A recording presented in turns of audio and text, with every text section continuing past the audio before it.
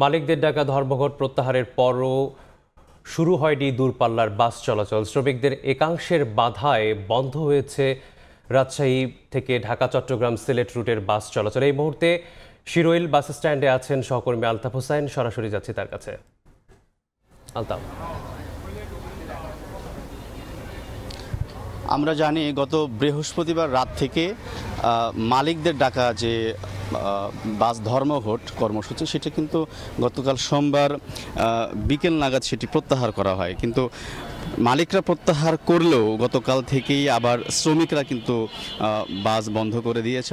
তারা কাজে ফিরেনি নতুন করে, বরং তারা আরও নতুন নতুন দাবি নিয়ে এসছে এবং বিশেষ করে তাদের যে বেতন বৃদ্ধির দাবি সেটিকে কেন্দ্র করে এখন মূলত আমরা দেখছি শ্রমিকদের এক ধরনের বাস ধর্মঘট তারা অঘোষিতভাবেই তারা আসলে এটি পালন করছে। কারণ আমরা দেখছি গতকাল বিকেলে একটা দুটো বাস রাজশাহী থেকে ঢাকার উদ্দেশ্যে ছেড়ে দিলেও তাৎক্ষণিকভাবে সেটি বন্ধ করে দেওয়া হয় এবং সেটি রাত 10টা পর্যন্ত শ্রমিকদের বাধায় কিন্তু গাড়ি চলতে পারেনি, অর্থাৎ কালকে রাত পর্যন্ত গাড়ি চলেনি। তবে আজ সকালে একটি দুটি গাড়ি দেশ ট্রাভেলস থেকে আমরা ছাড়তে দেখেছি। তবে এখন এই মুহূর্তে আমরা দেখছি শ্রমিকরা কিন্তু আবারও বাস চলাচলে বাধা দিচ্ছে এবং এই মুহূর্তে দেশ ট্রাভেলসের কাউন্টারের সামনে আমরা আছি। একটি এসি বাস এই মুহূর্তে দাঁড়িয়ে আছে এবং এটি ছাড়ার কথা ছিল কিছুক্ষণ আগে, কিন্তু এই মুহূর্তে আমরা দেখছি শ্রমিকদের বাধায় সেটি আর চলতে পারছে না। তো এই প্রেক্ষাপটে আমরা যেটি জানিয়ে রাখি যে মূলত গত 2 মাসে আসলে বেতন বৃদ্ধির প্রেক্ষাপটে বেতন বৃদ্ধির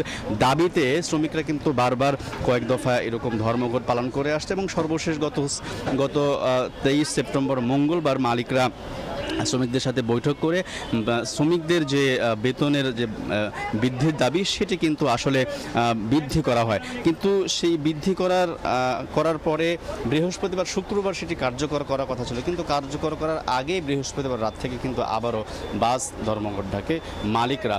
তবে এই যে বাস ধর্মঘটের ফলে শ্রমিক এবং মালিকদের যে দ্বন্দ্বের ফলে যে যাত্রী ভোগান্তি সেটি কিন্তু আমরা এখনও লক্ষ্য করছি। এটি কখন নাগাদ কাটবে সেটি কিন্তু এখনও বলা যাচ্ছে না। এই ছিল রাজশাহী থেকে বাস ধর্মঘটের সর্বশেষ খবর। যুক্ত ছিলাম রাজশাহী থেকে।